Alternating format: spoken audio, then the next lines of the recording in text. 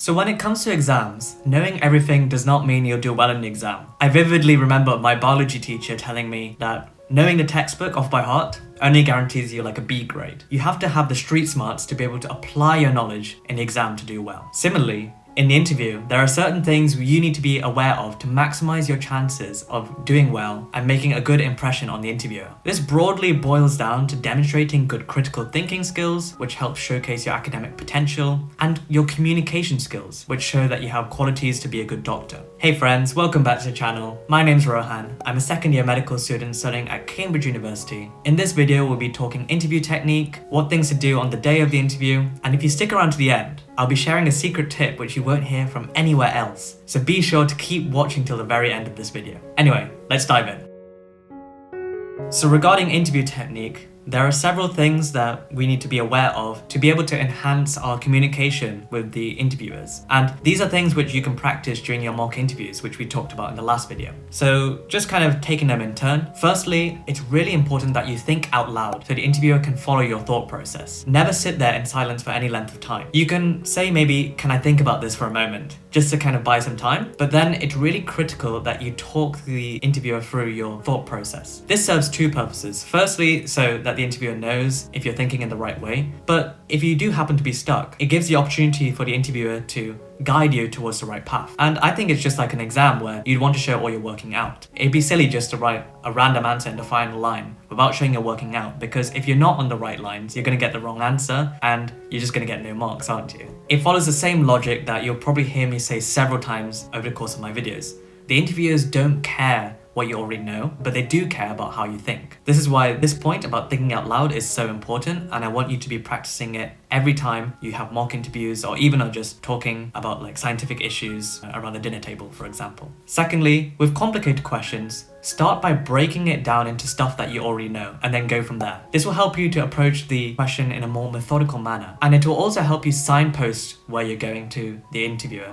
So this can help them see from the offset if you're on the right track or not. Sometimes it's really helpful to make notes if there's lots of information being delivered to you, or you can even draw a quick diagram or graph just to help communicate your thoughts to the interviewer if you think that will help you. And note that this process, as well as thinking out loud, should apply to questions that you definitely know that you know the answer to. It's best to kind of withhold your answer and still go through the same process of, showing all you're working out like you would in an exam. It just helps crystallize your thought process, and also on a more sinister note, it kind of takes up more time in the interview, so there's less time for the interviewer to ask you hard questions. But yeah, it's just a really good practice to get into. Thirdly, don't be afraid to ask questions to your interviewers. This is one of the key parts of a Cambridge supervision or an Oxford tutorial. It's really designed so that you can bounce ideas off each other and to learn that way, rather than just to be preached by a lecturer. On another note, there's a danger that if you don't ask questions like from the very beginning and you kind of just fake that you understand everything, later down the line, you might have absolutely no clue what's going on because you failed to ask like a basic question at the beginning. That can really derail your interview. So make sure that you 100% understand what the interviewer is asking you, and they'll be more than happy to clarify anything that they've told you. It's also kind of building off this that you listen really carefully and use the information that the interviewer is giving you. And this also gives you a chance to demonstrate intellectual flexibility, which means you should be willing to change your ideas based on kind of additional sources of evidence that the interviewer is giving you. And just remember to ask them to repeat any questions if you didn't hear them properly.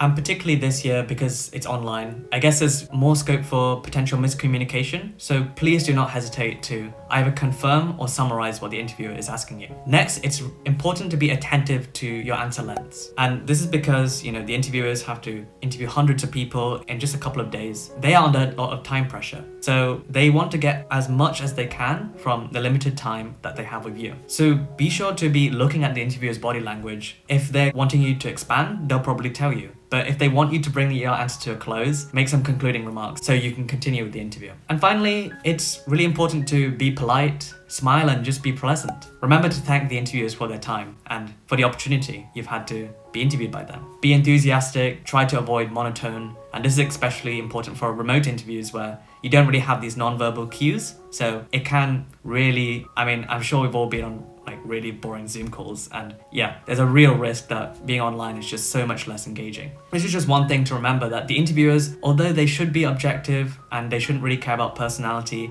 in the end, they are human, so they will inevitably have some bias. If you can leave a good impression by just being pleasant, this can really go into your favor, particularly as the interviewers are likely to be your first year supervisors if you commence studying at Oxford or Cambridge for medicine.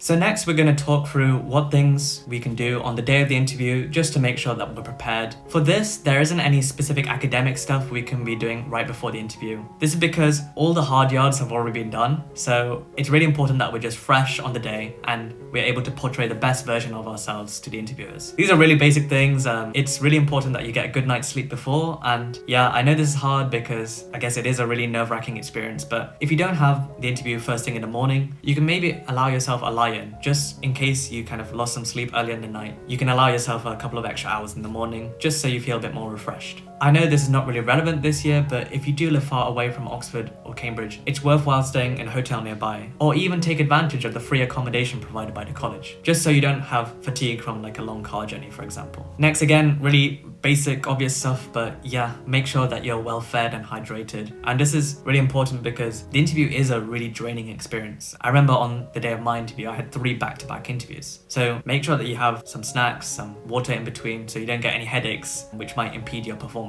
And next, I think it's important to take it easy on the day. Don't be like cramming, like head in the books right until the interview. I'd recommend you go for a walk just to clear your mind. The only kind of light work I'd consider is maybe rereading your personal statement or going through some like bookmarked BBC Health articles which you might have been collating over the preceding months, which you might find interesting. Next this is not really something to do on the day of the interview, but something you want to have in place by the day of the interview, is to make sure that you've tested all your tech and you've read all the information the college has emailed you ahead of time. You don't want to be sorting this out on the day because this will just add to like the stress at the moment. We will do a separate interview talking about the extra considerations which go into preparing for a remote interview. During the interview, I want you not to worry in case you make mistakes. I mean, you will make mistakes because it is challenging. It is a pressurized environment, and the interviewers will be pushing you to think in ways that you've never thought before. I want you to bear in mind that the interviewers know that you're nervous and they're there to support you. They're not against you.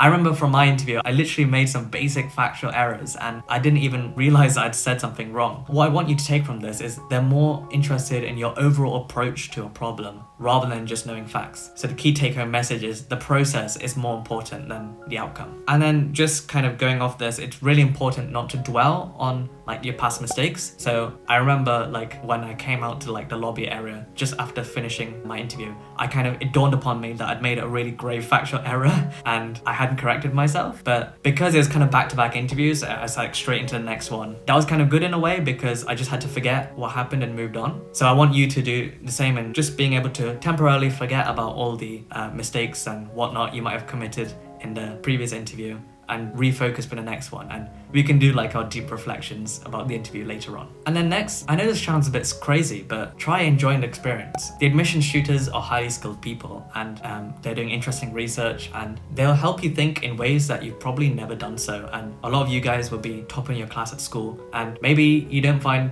your A-level course that stimulating. Many of my friends who I've talked to, they really enjoyed their interview. And I think just one mentality is just to treat it like a discussion. If it was in Cambridge, the interviews are often conducted like on sofas rather than like on a desk. So it is kind of a relaxing experience. And yeah, sometimes you can have some really thought-provoking discussions. I think thinking about it through that lens can really help manage like the stress or the situation. And finally, I know people are often worried about what to wear, but please don't worry. The most important thing is that you should feel comfortable and dress respectfully. So for me, I usually for an interview, I'd feel comfortable with wearing a shirt and a jumper, kind of what I'm wearing now, but yeah, I'd probably like iron the shirt better.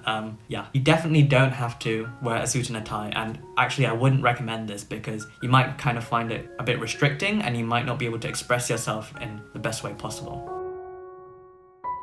Okay, now we come to the secret tip which I'm sure all of you have been waiting for. Right at the end, the interviewers will usually ask if you have any questions. And most people will just say no because they've just been traumatized by the last 20 minutes and they want to get out of there as soon as possible. However, I don't recommend you do this. I recommend that you try ask a question, even if it is just basic, but it can be tactical as well. By doing this, you'll be able to come across as more engaged with the course and also with the interview. For example, at my Imperial interview, they asked me if I had any questions, and this is something I'd planned before. I asked about the MB-PhD pathway, which is kind of a really highly selective academic program, which allows you to do a PhD in the middle of your medicine studies. I remember them kind of looking kind of impressed that I even asked the question, and yeah, it seemed to leave a good impression, and they even offered me a scholarship if I chose to go there. Another example is at Cambridge, we were talking a bit about the polymerase chain reaction, which I didn't quite understand because we hadn't covered it at school yet. When they asked, do you have any questions? At the end, I just asked about some of the details about PCR. Yeah, we just seemed to have a short little chat afterwards, which was quite interesting for me, but I guess it shows that I was really actually engaging with what they were telling me in the interview, and yeah, I think that left a good impression. I also asked in one of my other interviews what the difference between the preclinical exam structure and the clinical exam structure, just so I showed that I had some knowledge about how medicine was structured here at Cambridge. These are really like small things and they probably don't count for that much, but maybe it did leave a good lasting impression, who knows. I didn't get to ask my interviewers what they thought, but if you can just sneak in a little question, even if it is a bit tactical, it might go in your favor. So that brings us to the end of this video. I hope you found it useful. If you liked the video, please give it a thumbs up, and if you haven't already done so, please consider subscribing to the channel for more videos in this Applying to Medical School series. So take care, all the best for your interviews, and bye for now.